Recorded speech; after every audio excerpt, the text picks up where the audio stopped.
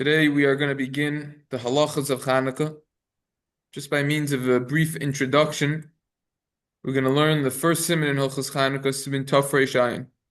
Even though this is one of the shorter simanim in Hilchos Chanukah, and perhaps the easiest and it seems the most shallow, if it's learned properly, it takes a tremendous amount of time. And it's arguably the deepest and the most depth of all of Hilchos Chanukah. There's so many miscellaneous topics that get discussed in this siman. The Chanukah story, so to say, this is really the place to discuss it out of all other places. And there are many fundamental ideas regarding Chanukah in this siman. A lot of it has to do with more outlook, what we call hashkafa, ideas, svarim that talk about Chanukah, talk about it. But this is nevertheless a very important siman. There's many topics in this siman. We'll go through all of them. The tour begins the siman by quoting the Gemara in Shabbos. Excuse me. The Gemara in Shabbos on Chaf Aleph Amud Beis is my Chanukah. What is Chanukah? So the Gemara answers. Rashi actually in that Gemara says Al Ezer Neis Kavuha. On what miracle was Chanukah established because of? There are two primary miracles, so to say, nisim, that we commemorate on Chanukah. One is the nes of the victory with the war against the Yavanim, the Greeks. The Chashmonaim were victorious. Rabim biyad ma'atim. Many fell in the hands of a few. And then we had another nes of the Pach Shemen that we found the oil. So the Gemara responds to this Tanya because the Brisa says, "B'chofei b'kislev yoimei Chanukah timnu inun." On the 25th of Kislev, we have 8 days of Chanukah. There's a whole discussion in and of itself. 8 days. Why is it 8 days? Sveika de yoima.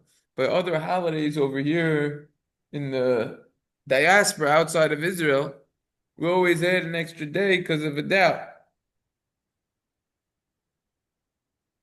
We don't say that over here. Question is, why not? Yeah, the Rabbanan, that's what they answer. And then you have, of course, the question that we're going to learn. Why is it 8 days if there was enough oil in the jug to last for 1 day? The miracle only occurred for 7 days. We'll come back to that. Chanukah's 8 days, Deloid lemispar bahoin. That means you're not allowed to eulogize. Why not? What is wrong if one of the people who we truly love passes during this time? Why are we not allowed to give him or her eulogy? Chanukah is a time of happiness. Very good. It's not Yemei Simcha. It's not Yemei Simcha. We're going to see. It's going to actually have to do with the happiness, but yes, it is a time of Lahalas. We'll see. The Deloila Migzer Bahon Tanisa. You're not allowed to decree a fast on these days. Why not? What's wrong with fasting? Why? Because when the Greeks entered in to the Beis Hamikdash, Timu Kol Hashmonim, they impurified, they made impure all of the oils that were in the Beis Hamikdash. There was no pure oil left that they could use to light the menorah with. By the way, they asked a question over here.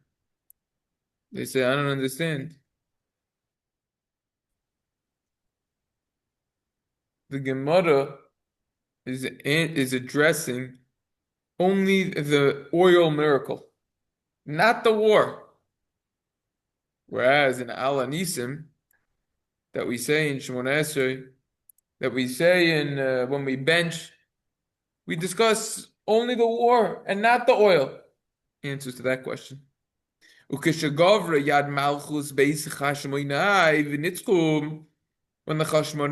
Jews were victorious,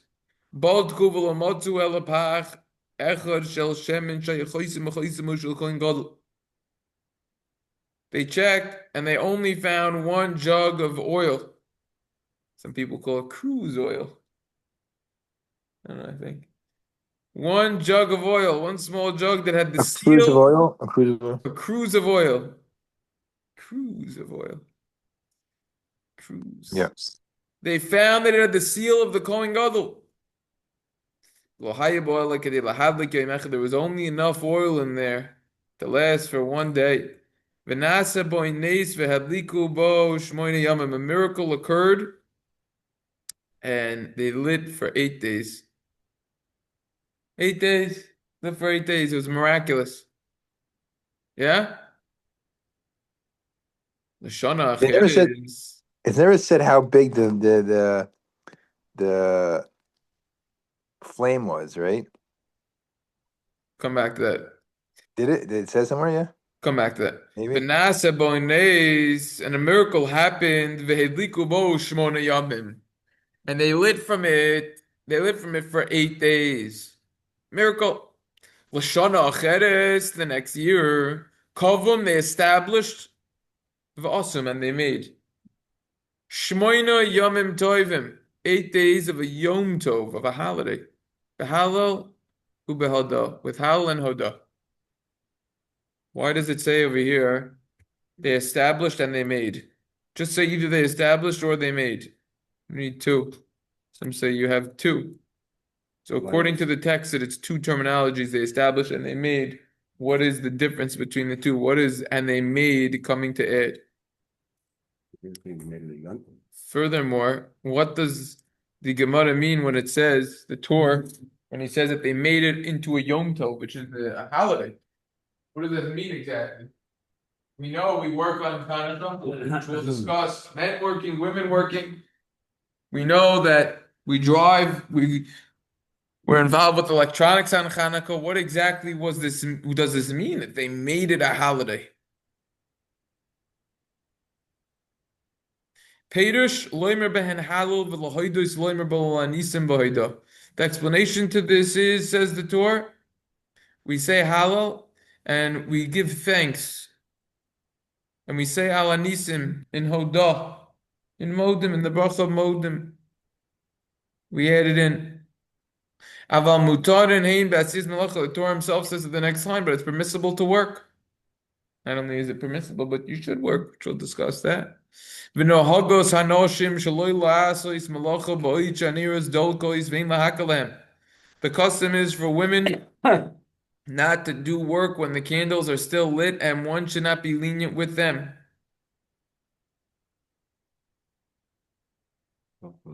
So, Tavi's question is, why would women not work when the menorah is lit? What are women different than men? I'm gonna see because the miracle happened through women.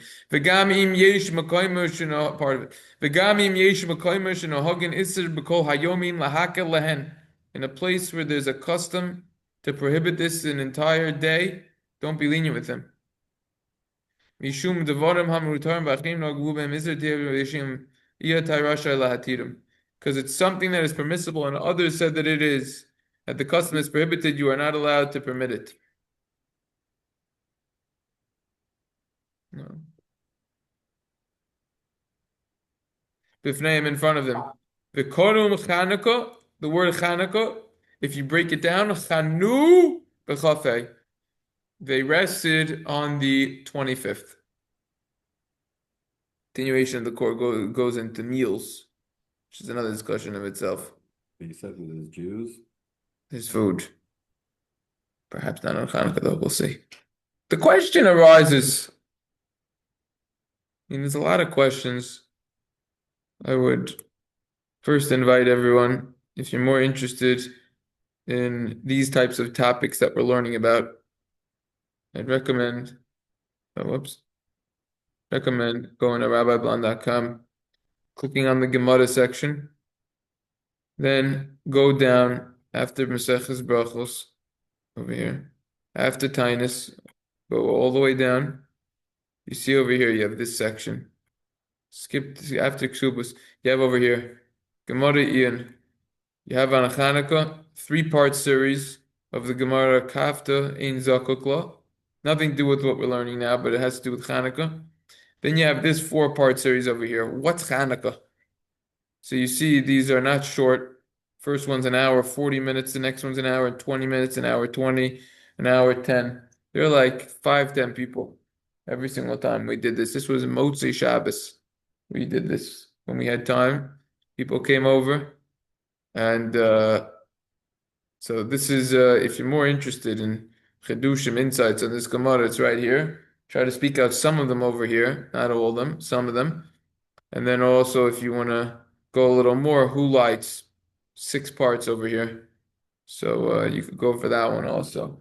Who Lights, that's going to be tough for Ayin Aleph. But this is the tour. Another interesting question that they ask is the way that wicks work is the thicker that they are, the more oil that they draw. So why didn't they make the wicks thinner? In particular, they would take out 7/8 and make it 1/8 of the thickness, or it would be thinner. It would be 1/8 of what it was before. It'd still draw the oil. And then it would certainly last for 8 days. Why didn't they do that? David before was asking about the flame. So why couldn't they do that? But anyways, they all ask a question over here. We're gonna just start with the most famous question on all of Hilchos Chanukah. This is known as the Beis Yosef's question. And we learned Beis Yosef over here, so it's actually very fitting.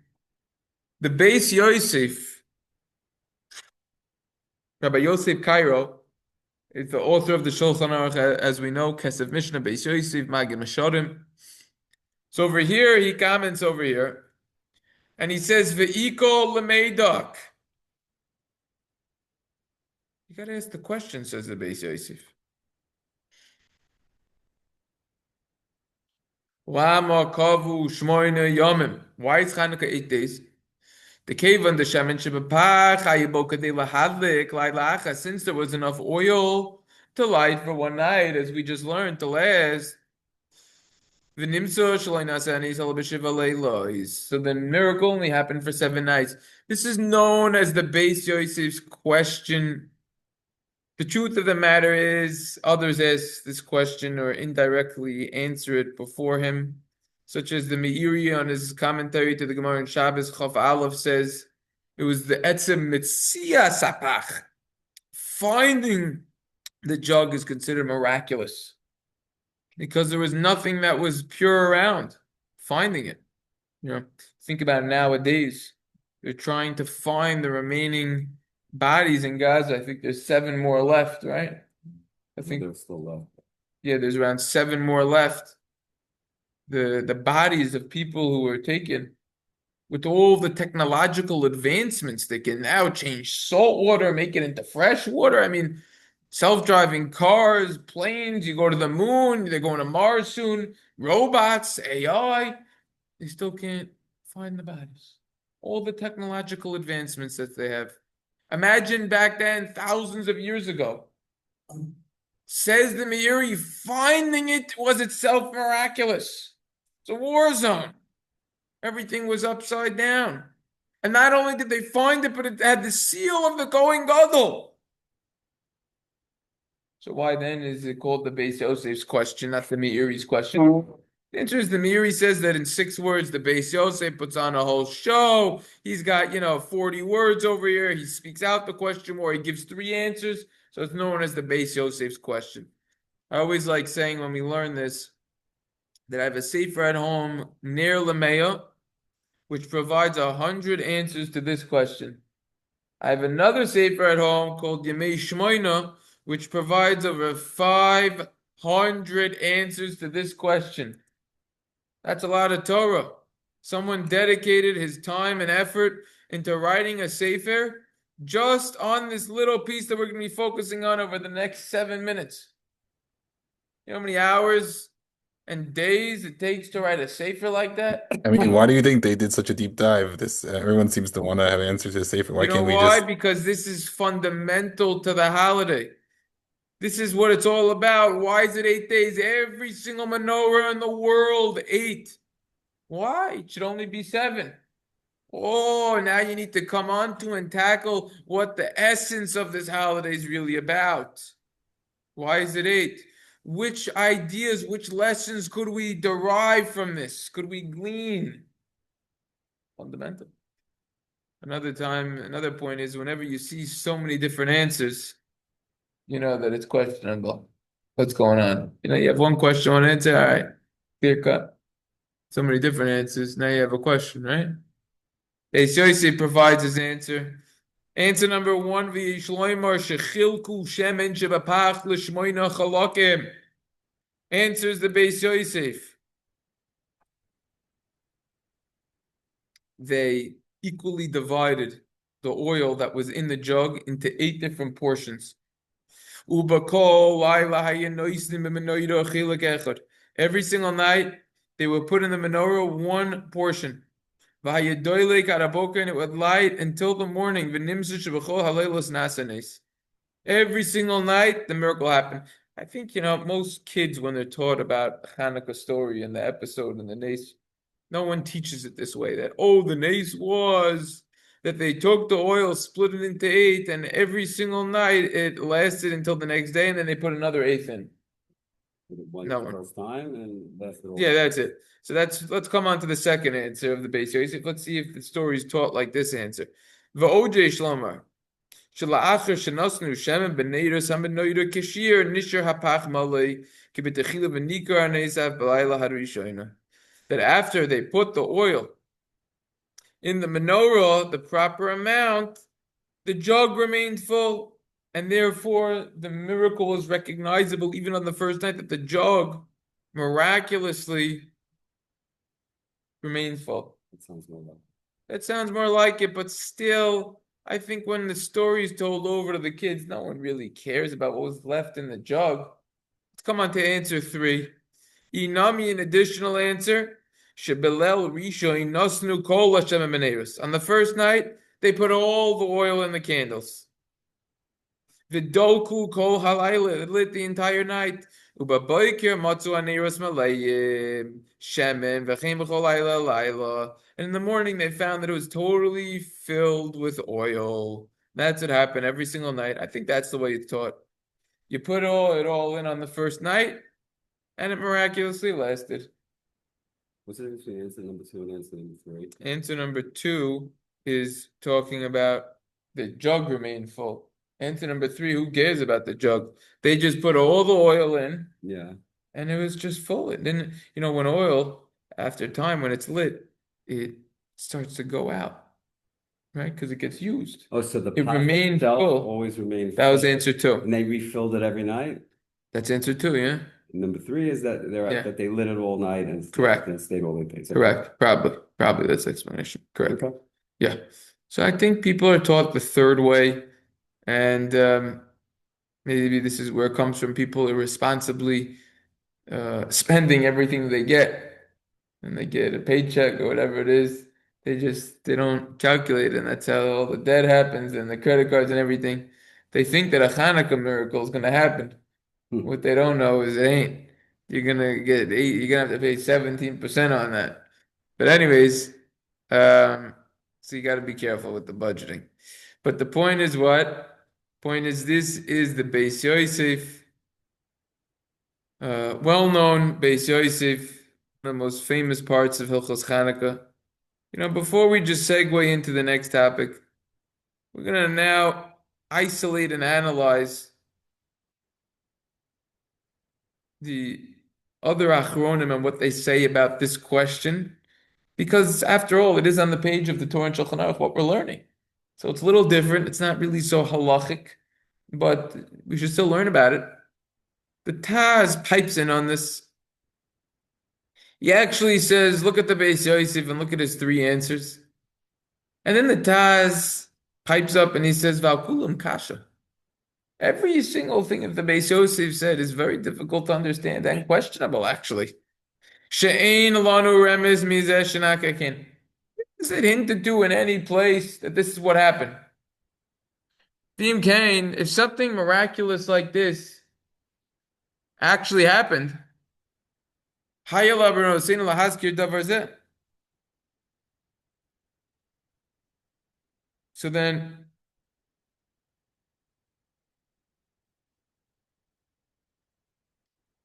v'im kain hayala b'noseinu lahaskir davar zeh.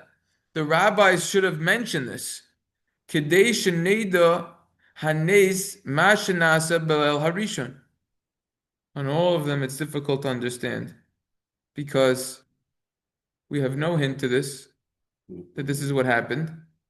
And if that's so, our rabbi should have mentioned this in order that we know about the miracle. What happened on the first night? In other words, ask the Taz on the Beis Yosef. Why didn't they say anything? Why isn't this in the Gemara? Why doesn't anyone say this? Can't be that this is the explanation, says the Taz. Ali Nira Latarates, and it appears to me to answer, and this is also a well-known idea that the Taz made famous. We see after the fact, retroactively, that on the first night a miracle happened. Why? Because the Zohar says on the pasuk in Malachim, Ma yesh lechi bebayis. This is talking about the Isha Shunamis. So, she'ein hu yizbarach oisen nes litin brachel b'ma sheyesh kfar ba'olam. Hashem could only perform a miracle and give a tremendous amount of blessing if something already exists in the world. Va'afilu hu davar muad, and even if it's something small. This was actually talking about back then also oil, with that particular miracle. A little bit of oil, you could make a lot last. Right? The Gemara in Tainus, which we discussed on Chav Daled. See the recordings there in the Tainus playlist for more details. Not mistaken, Chav Daled might be Chafei. Vinegar was able to turn into oil. Oh. But the vinegar, the Mafarshim over there explained, something had to be there first. Filu davar muad, even if it's small. Azhu yizbarach noisim bracha laharbos hamaat. Then Hashem could give a blessing to increase the small amount. Masha'inkin conversely, bedavar reikon, something's empty and it's got nothing to work off of. Ein shayich bo bracha la'asois bria chadasha. You can't say that a bracha could occur and make a new creation. Can't say that. So we see that there's a difference between if something is there to now use versus nothing is there at all. Al-Kinicha Khan, therefore it's good over here. Te'elu nidlak kol ma shahaya b'layla harishon lo haya makom le'neisachul al shum davar. So now, if everything would have lit on the first night, and there would have been nothing left, which naturally occurs, no oil left, the miracle wouldn't have been able to occur. Because there was nothing to work off of. You had to have something. Alavadai, the gam balayla harishon, nishtayim ema shahayir. Rather, it must be that also on the first night, it remained. So it still lasted on the first night miraculously, and therefore, mimenu nishtayir, from that it remained. Vel oisa hashir ba habracha shenase sham nes laharbois oisa. And from that remnant of oil, that's why the bracha was able to come about, and the miracle was able to occur. So we see on the first night there was also a miracle. Isn't this sort of like one of the answers he gave? How? I don't know. How is it different? I mean, it's just explaining in it. Well, it's just saying that there was enough on the first night, Right. and therefore that itself is part of the miracle because you needed that extra to miraculously remain on the first night. And then afterwards, you had a real nace that it actually lit for 7 nights, but there was still a little nace that it remained. There was something left. Not that it was necessarily fully loaded per se, oil. So it naturally it was burning to a point, and then the nace kicked in on the first day that it just Yes, made and it didn't go out. It miraculously lasted a little extra. Yeah. twist, yeah. Yeah. Look, there's a lot of answers to this question. I mean, the classic, I think it's the Alter Mikelm off the top of my head, says that maybe Navardik, Sabaka, one of them, it might be Kelm, based on a Ramban, that we have to realize 99.999% of people take for granted it. Every single second that we're alive is a tremendous nace. If you start researching the body and how it works, your heart, your eyes, everything. I mean, your eyes, you don't need to live, right? But your heart, you do. So if you start researching that, so you'll see that it's miraculous. So it's showing that even the first day is a miracle. And there's a lot to elaborate on that. There's a lot of good answers to this question.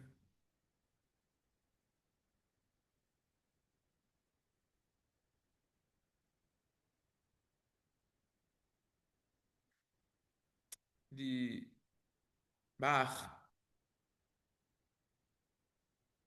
here, the base Yosef just says the reason why the custom is for women not to do work when the candles are lit is because it should be a recognition that you're not allowed to use the light.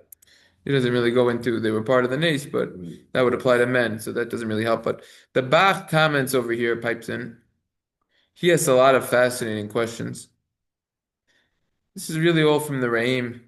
The Maharshal also quotes some of the Gemara in Shabbos Chaf Aleph. I want to just pose the questions first. You know, everyone talks about the oil miracle, but the question is, how do they light the menorah? The menorah is impure. Tameh. No good. Too much of tzibur, it doesn't work for that. Yeah, that's another question. Why do you need the miracle at all if it's Tumah But it's- B'tzibur, the Gemara in Yuma, what is it, that Vav over there? If everyone is impure, you could just do it. It's another question. There would be an answer for the Nora, but We don't rely on Tumah B'tzibur because the whole base, it's clear from the Yeah, Gemara, yeah, yeah. not the Shem and Bach. I'm not going with the Tumah B'tzibur. Question is, why not? Another question is, who lit the menorah? Everyone was impure.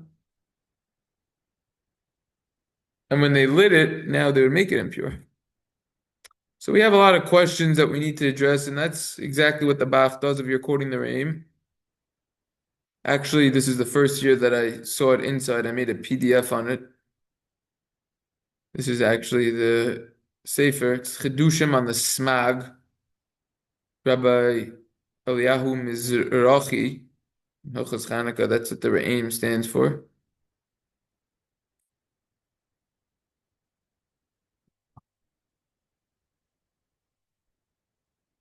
Nevertheless, the Re'im asked this question. And he comes along and he says, How could the Kohanim light it when they were impure? They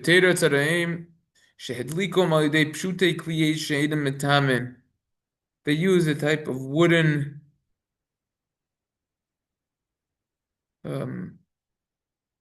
vessel to light it. Attached it with wood, and the wood doesn't become impure, and therefore that's how they lit it. But the menorah was impure. The Chashmonaim, they made a totally new menorah. It was made out of wood, which doesn't receive tumah. Doesn't become impure, like we just said. That I think is the biggest chiddush in all of Hilchos Chanukah. How many people, when they're taught the story, learn the story this way? That they made a new menorah. Or else, what are you going to say? How are you going to answer this question? Akasha. Haloi nitme menorah begamaras yasa. Wait a second. But when they finished making the menorah, it became tameh. Ishleimer de lo nitme kol Yisrael. Not all the Jews were impure. Mishayatar, also someone who was pure, made the menorah. Lokashim kein yaso tarim gan kein shemen. So why can't the people who are pure make new oil? Not everyone was an expert how to make the oil properly. That's what the Ran says. The Ran says they had oil that was pure. It was just 4 days you had to walk there to get it, 4 days you had to walk back, hence you needed 8 days. The Kasha Gamkin, why didn't they make oil immediately? So they weren't experts in making it, so they needed to go 4 days to get it, come back 4 days. That's why you need a miracle for 8 days. And with this approach, you don't need to say that they lit the menorah by using a vessel or a type of lighter that was made out of wood that didn't become impure. Rather, you could say a Kohen who wasn't impure lit the menorah, lit the menorah, a Kohen who wasn't impure. The Halakas Neido is saying Sarah Kohen Gadol, because by the way, a Kohen Gadol doesn't need to light the menorah. Any Kohen can light it. So a Kohen who was pure, lit it. B'teda, I'll prove it to you. To Kasha Ichnosnu Hashem l'toicha bezikin aloy nitme miyad keshachas b'pach. How did they put the oil into the receptacle that would hold the oil in the menorah? It would become impure immediately. You have to say that a Kohen who was pure held it and put it in, and therefore it was fine. But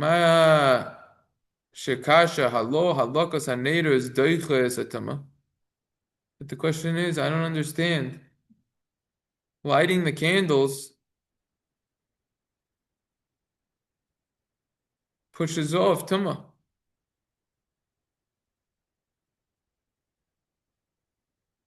Tuma Hucha B'tzibur. What's the problem? Like we just said, if everything is impure, you could light it. Toras Kohanim, the Rambam says this. No. You still couldn't make the new oil. Because making the oil is Shehuma Machshiri Hadlaka. That's preparations for lighting. When do we say Tuma Hucha B'tzibur? You could do it if everything and everyone is impure. That's on the actual mitzvah, not on the preparatory mitzvah. So making the oil is a hechsher mitzvah, and it wouldn't push off the fact that everyone is impure. Dumyo de machshiri milu b'Shabbos, similar to preparations for a bris. But how? You can't do preparations for bris on Shabbos, only the actual bris. Same idea. I'm saying that when it comes to Korban Pesach, right? We say Tum Hucha B'Tzibur, right? We say Rova. We're saying, are you gonna give that teretz also? I guess that what's just the Kohanim did the machshirim, all the machshirim mitzvah, and the actual shechting was by the Jews who was allowed, because that's that's not even the actual. Is the actual mitzvah is what, eating the Korban Pesach or bringing the Korban Pesach? I mean, bringing it's certainly a mitzvah to be involved with the Korban, yeah, but everyone has to eat it. But that might just be a machshirim mitzvah. Right? If the mitzvah in the Torah is well, they said we were tamei laman yigar, and then they did a Pesach Sheni. 100%. But if everybody's tamei, not everyone. That's what was everyone tamei? Not everyone was tamei. There's only some. This is talking about everyone was tamei. So we're going to say in the cases of Gemara, it's not some 100%. It's got to be everyone. I think it's 51% over there. So maybe the other 49% do all the. I don't know. I don't even know if it was that high by Pesach. It seemed like it was only a few. No. I understand in Bamidbar, the whole thing is that just a few.